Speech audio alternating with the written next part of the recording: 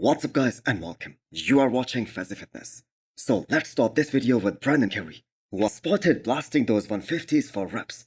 And that too 4.5 weeks out of this year's Mr. Olympia. I have to say that is an insane level of strength. And before anyone starts correcting his form, let me tell you guys something. This is how he has always trained. And the thing is, he knows what works the best for him. And keep in mind, this is a 2 times Arnold Classic champion and a former Miss Olympia. So I'm sure he knows what he's doing.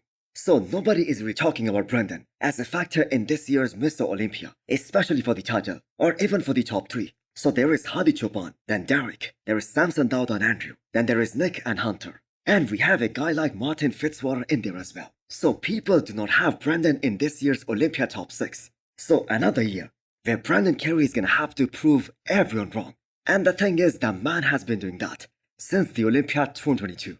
And another fact that we just cannot deny, that he is the most experienced IFB pro in this lineup. I mean, the man has been competing at the Olympia level since 2011, longer than anyone in this year's Olympia lineup, and that too by quite some margin. I guess the second most experienced guy in this year's Olympia lineup, that is most probably gonna be William Bonac.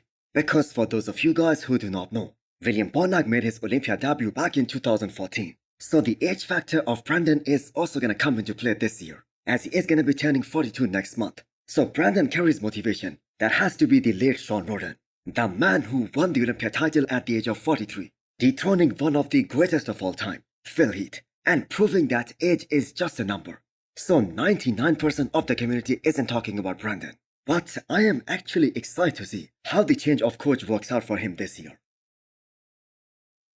Next up, we have a 4.5 weeks out physique update of John Jewett. So this guy can literally do nothing at this point and step on the stage and still do extremely well, because that is how good this guy looks right now. And yes, I know this is the gym lighting and this is a post-workout update when John must have been fully pumped.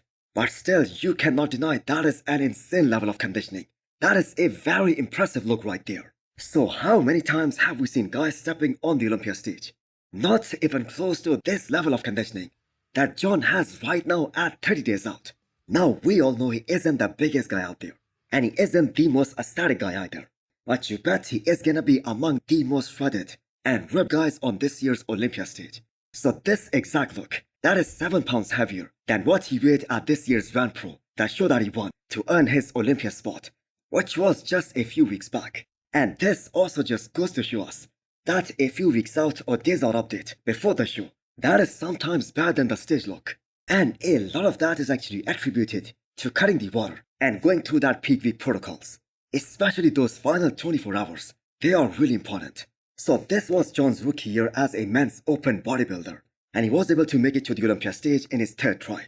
So John has done a total of 3 men's open shows so far. And the thing is, the man hasn't placed outside of the top 3 in any of those shows. So the amount of muscle this guy has packed on since the Legion Sports last year, that is hella impressive. So excited to see his final package. But I have to say, the man already looks stage ready. And if he can come in with like 5 pounds of more muscle on the stage, and that too with that kind of conditioning, I have to say he is gonna be dangerous. Next up is 4.5 weeks out physique updates from one of the best from Brazil, Rafael Brandao, showing us what his quads are looking like right now. So Rafael Brandao is 100% a second call-out guy, without any shadow of a doubt in this year's Mr. Olympia. Or who knows, maybe even higher than that. So if some of the bigger and thicker guys, like Hunter Labrada, like Nick Walker, if these guys coming off, Rafael Brandao can really give them a run for their money. So he is in that category of Samson Dowd and Andrew Jack, especially when it comes to his aesthetics. And of course his height.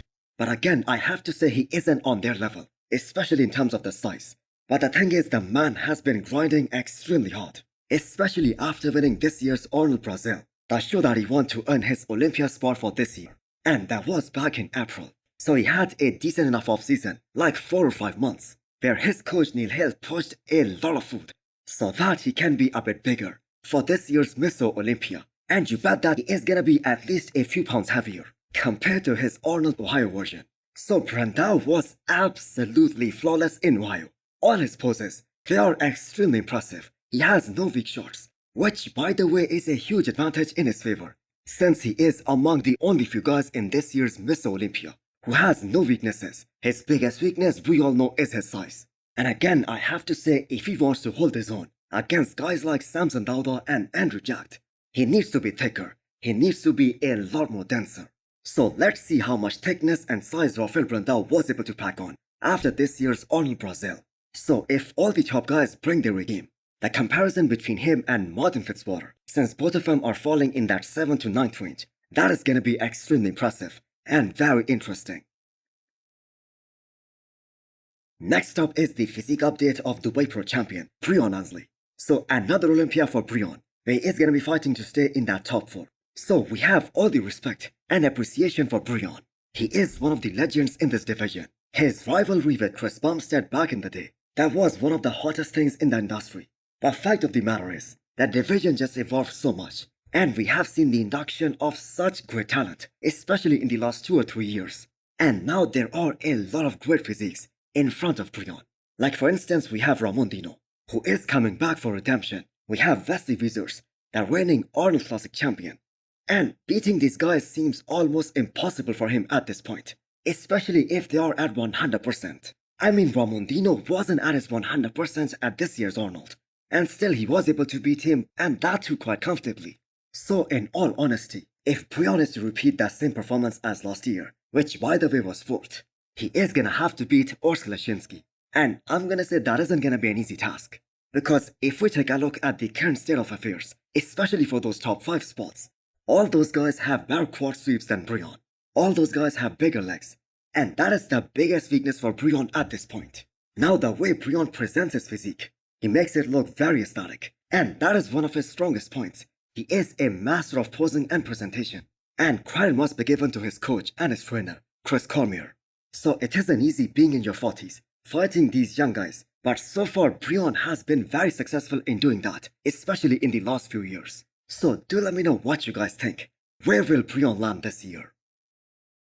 So ever since Tonio Burton made this announcement that he won't be doing this year's Mr. Olympia, there have been some speculations that it isn't just because he needed more size. And those rumors started because his coach mentioned his health in that initial announcement. So Tonio himself came out today to address these rumors. So as for Tonio himself, his health is all okay, and skipping the Olympia after earning his spot by winning Cali Pro, that was a really tough decision for him. And that is why he took this long to make this announcement. We wanted my health to be in check, that people were going to think that we were unhealthy, and that's why we dropped out of Olympia or whatever.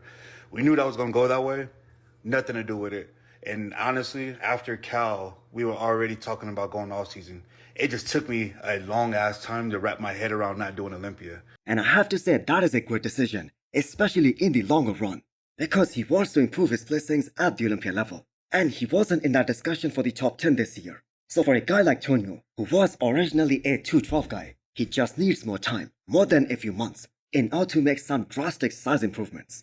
So this is the first time he is taking such a long break. And with all the tools that he has, the kind of shape that he has, his aesthetics, his symmetry, those round muscle bellies, and not to mention that amazing back, if he can put on more size, he will eventually be in that discussion for the first call out at the Olympia level. So we all know he brings the conditioning in almost every show that he enters. So looking forward to his return in 2025. And this is what we're coming with. Maybe not a little, it'll be a lot more size. You will see the difference. And it would all make sense later. To some people, it won't make sense right now. And also hit the thumbs up button if you liked the video.